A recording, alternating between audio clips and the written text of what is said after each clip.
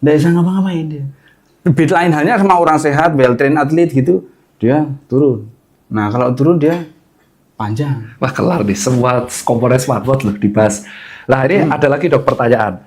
Kenapa kok habis maraton? Oke. Ada jurnal tuh saya, yang jelasnya juga dokter jantung dan saya udah kulik, jurnalnya rilis.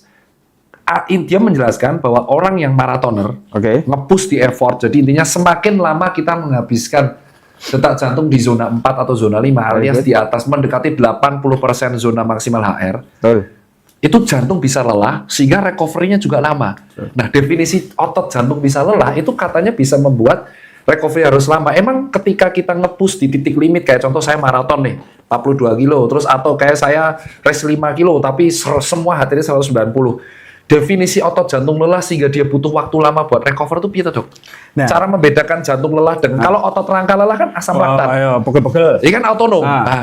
Piye dok? Aku jujur ditanya itu nggak bisa jawab sama netizen dan kalau dari kalangan irama kan sudah piye bro? Ya, jadi kalau kita nyebutnya apa namanya heart rate tadi ya, heart rate itu apabila dipacu tadi lebih dari 80% dari maksimal heart rate, berarti kita sudah melewati aerob threshold.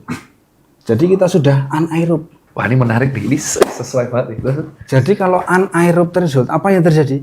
Nggak ada oksigen yang cukup masuk untuk di metabolisme. Padahal pembakaran itu kita nyalain korek api harus ada oksigen. Ya, betul.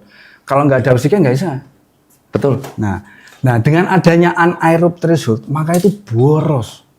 Oke. Karena kalau umpamanya kita aerob threshold, ATP itu sumber energi yang digunakan, itu berasal dari oksigen itu lebih banyak. Tetapi apabila anaerob dalam waktu yang panjang dan lama, maka dia boros. Akibatnya apa? Fatigue.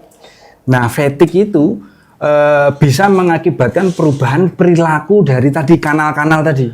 Karena kanal-kanal itu tadi dari aksi potensial, aksi potensial itu pada saat resting membran potensial itu membutuhkan ATP. Sedangkan saat dia mau kontraksi itu nggak butuh ATP pada dasarnya karena natrium tinggal masuk saja. Gradien. Very good, gradien. Tetapi ketika dia mau turun, ketika mempertahankan resting, dia butuh ATP. Apa yang terjadi kalau ATP tidak tersedia banyak? Gangguan. Gangguan apa itu? Gangguan aksi potensial tadi.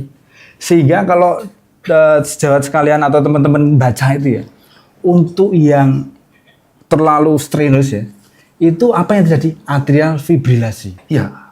Nah, atrial fibrilasi itu kenapa? Ya karena dia tidak memiliki waktu cukup